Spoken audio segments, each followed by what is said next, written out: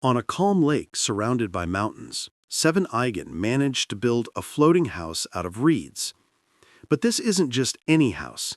It's a fully functioning ecosystem, operating as if it were a living organism. Every part of it is connected to nature and serves it. The water, the fish, the flowers, and the bees all work together to maintain balance. There is no electricity or motors. Everything is handmade, using tools that he either crafted himself or carefully selected. His project is not just a place to live, it's a lifestyle that reflects patience, knowledge, and tradition, proving that simplicity can be richer in meaning than any modern luxury. Don't forget to subscribe to the channel, and thank you. Egan is going to use reeds to build a floating house in the middle of a lake in a rural area of Vietnam. The project was constructed near a remote mountain village. The area is full of reeds, and fishing is an essential part of their way of life. The goal was to create a flood-resistant house off the electrical grid, relying primarily on local materials with a few modern additions. They relied on the strength of the reeds relative to their weight, as well as their naturally buoyant properties, to ensure the house would stay afloat.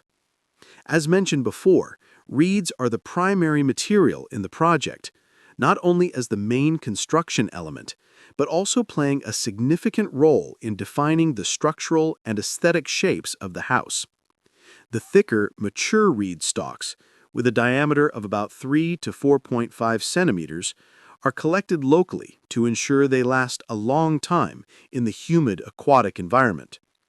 They are first prepared and then either dried in the sun or soaked in water beside the reeds. The floating system itself is a key engineering element, made from large reed stalks bundled together in the shape of a raft. The hollow cylindrical structure of these stalks trap air inside, naturally making them resistant to sinking. When these stalks are gathered and interwoven in a cross pattern within the network, they form a stable and strong base for the floating house. At this stage, no plastic barrels or industrial pallets were used in the raft. This decision shows just how well he understands the mechanical properties of reeds. By enlarging the base area, he ensures that the raft won't tilt or shake excessively.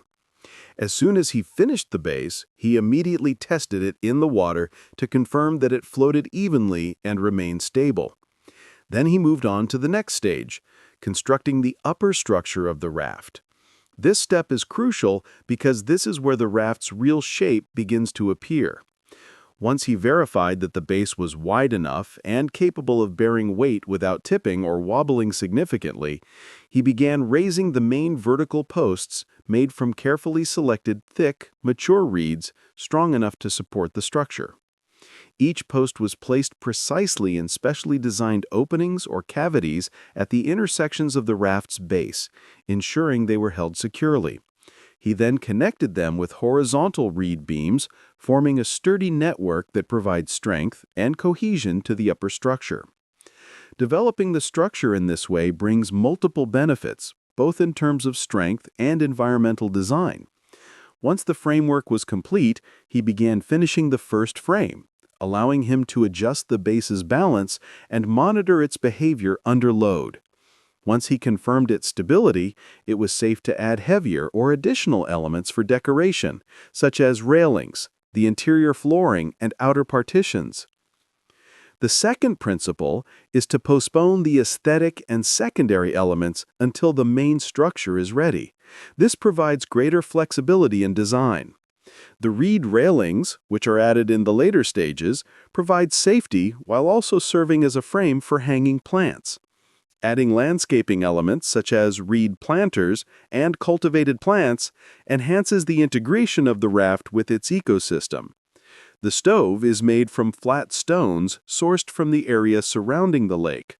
The layers are insulated with compacted soil and clay to protect the base, while clay acts as a binder and sand helps hold the stones firmly together. He built directly by hand on top of the raft's reed platform and carefully ensured that the weight was distributed properly so it wouldn't affect the buoyancy of the raft. The design is simple but practical, integrating the stove into the raft without taking up much space. Crafting the spear and diving goggles adds a new layer of complexity. Fishing is no longer just a passive activity using traps, it becomes an active skill, requiring precise, meticulous work. The spear is carved by hand from a single branch, shaped into a fine tip, with a metal point attached for reinforcement. The handmade goggles are made from scrap rubber, transparent lenses, and metal screws for assembly. Together, the stove, spear, and goggles mark the transition from basic construction experiments to a stage of truly living off the resources of the raft itself. At this point, the raft is no longer just a shelter. It has become a base for fishing, cooking, and living directly on the water. However, there is still a lot of work to do because the floating house is still in its early stages. The furnishings built for the raft are made from reeds. Not only are they practical, but they also extend naturally from the materials used in constructing the structure. Every piece is made from reeds, and each one contributes to unifying the overall shape of the house, giving it a cohesive and beautiful appearance, almost like a single piece of art. Once Eigen finishes this stage, he takes a major step forward and begins building a small boat. The process starts by carefully selecting thick, mature reed stalks, cutting them to equal lengths and tying them together to form the boat's base, essentially a floating platform. This allows him to control the direction of the boat and improve its flow in the water. He slightly lifts and bends the bow of the boat upward, and the base is reinforced by a light frame made of wood or reeds, usually forming a rectangular shape. Now comes one of the most important technical steps in the construction, strengthening the bamboo sections in a way that traps air inside their hollow cavities. Direction and propulsion are controlled using long poles and oars carved from local wood, ensuring precise maneuverability. Because his boat has a shallow draft, it can navigate in shallow water and approach the shore without getting stuck or sinking. This is extremely important. At the same time, he works on drying it thoroughly to protect it from the sun and humidity. After that, he will use his bamboo boat to transport large poles and expand the base of his floating house from underneath. The base is flat, and its buoyancy provides a stable platform that distributes weight evenly, reducing the risk of the boat tipping or sinking. When the poles reach the floating house, Eigen lowers them onto the raft, which is ready for immediate installation. The space is visually open, enhancing the feeling of openness, and the house is seamlessly integrated with nature. He also constructs a water basin, designed either as a small fish pond or a tiny bathing area. The interior space of the basin is open, surrounded by a vertical wall made of bamboo poles. While building, he continues his daily life, setting traps and searching for food. For example, he designed a new system to provide his chickens with a safe and comfortable nesting area. He installed 4 vertical posts connected by horizontal beams to strengthen the structure. The sides are made of spaced bamboo strips, which keep the frame lightweight and allow airflow. He secured the entire frame with ropes to ensure it can withstand transport and weather conditions. He is highly skilled with manual work, and the interior is further reinforced with horizontal beams tied together using natural green twine. Once the main structure is stable, he begins weaving new leaves, large reeds, and local plants into the assembly. Returning to the floating house, one of the design elements is the chicken coop made from bamboo, integrated directly within the raft. The coop is constructed from bamboo of varying diameters. Each piece is carefully measured, polished, and moistened by hand to make the best use of the available space. The thicker poles provide strength and stability, while the thin, flat bamboo strips are woven together with fine twine and natural ropes.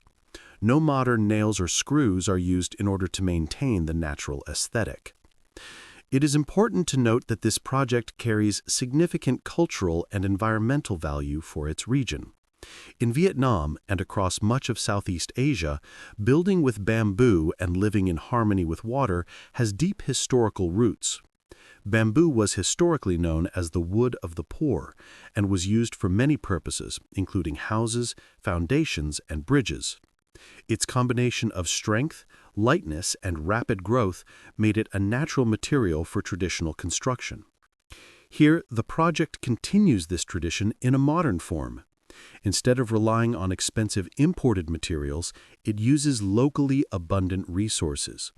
This not only drastically reduces costs, but also allows the house to be built for very little money, mostly spent on small components and cultural tools. The techniques employed, such as covering with reeds, weaving, and binding, have been passed down for generations in rural Vietnamese communities. Most importantly, this house is flood-resistant and adapts to climate changes. It provides a practical solution for flood-prone areas. The house floats when water levels rise, rather than being submerged. The design is specifically tailored to meet the protective needs of the environment.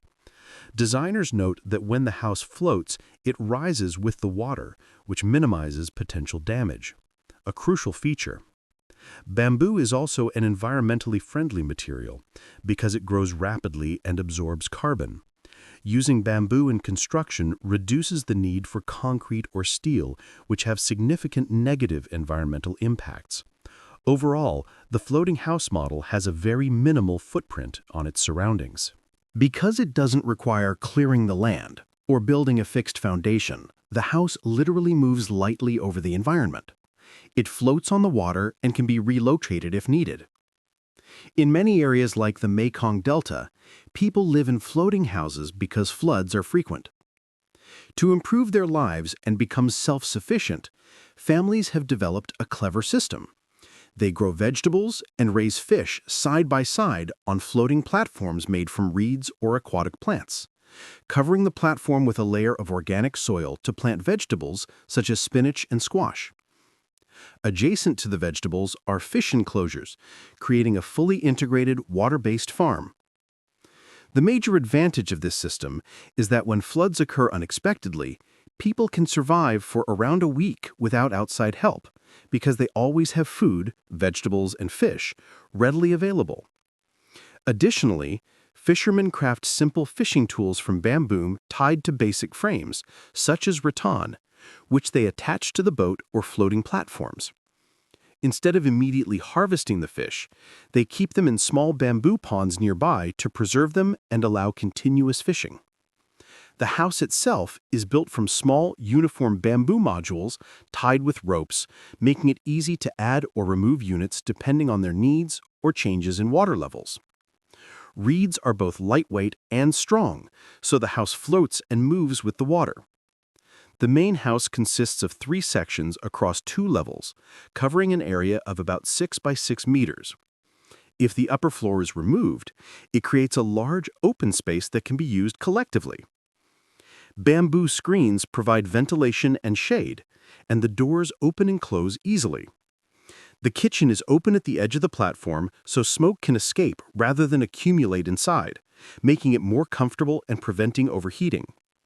One of the ingenious aspects of the design is that leftover bamboo is repurposed to create simple structures, such as a kitchen cabinet base. In a simple wooden and bamboo system, the fishermen can easily lower and raise the submerged net in the pond with just a small lift.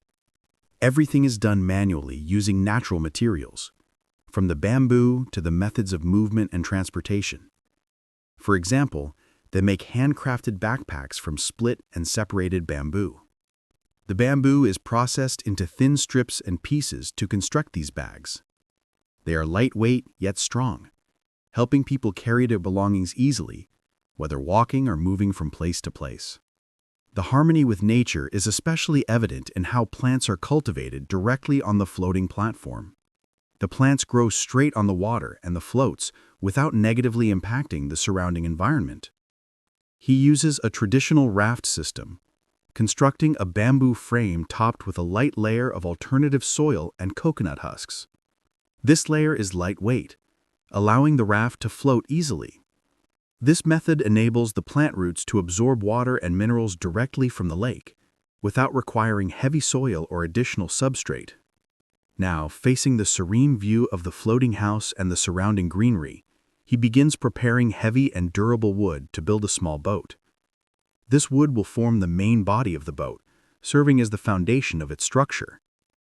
The wood is carefully cut and worked on using traditional hand tools, with precise attention to the shape of the boat's base.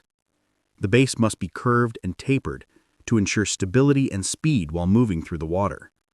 To secure the sides to the base, he measures, cuts, and installs cross supports inside the boat meticulously. These reinforcements strengthen the entire structure, preventing side bending and ensuring a rigid, solid frame. He applies a special adhesive to seal the wood, preventing water leakage, which is crucial for keeping the boat afloat in open water. The entire boat is assembled on top of the floating platform, using the same wooden planks that form the foundation below. Additionally, this man must have a deep understanding of planting schedules and the purpose of each crop he grows. For example, rice fields divided into raised beds on the floating platform require very careful attention. He constantly monitors the water level around the floating beds to protect the roots of the plants. He now makes a small manual tool, a wooden board with carved teeth, which he uses to separate the rice grains from the stalks by pulling them through it. The separated grains are collected and placed on a woven mat to dry under the sun. In the next stage, the rice is milled and hulled using a simple machine made from wooden trunks. A foot-operated lever compresses the grains, and the other end of the lever is attached to a heavy weight that strikes the rice. As a result, in the small wooden pan, a mixture of dehusked rice grains and leftover husks is produced. The flexible yet sturdy woven mat helps separate the remaining husks from the edible rice. Regarding the beeswax, its light yellow color comes from its freshness, and the wax and honey have excellent quality. In the end, this man isn't just building a house or a boat. He is creating a complete life in harmony with nature. Using his manual skills and deep understanding of the environment, he lives sustainably and independently. The story is not just about woodworking, farming, and fishing. It is a story of success in adapting to harsh conditions while protecting life and nature around him. It demonstrates how a person with knowledge and clever use of resources can live anywhere, even in the most difficult circumstances. That was today's video. Don't forget to share your thoughts in the comments, tell me what you want to see next, and subscribe because what's coming is even more exciting. That's it. Peace.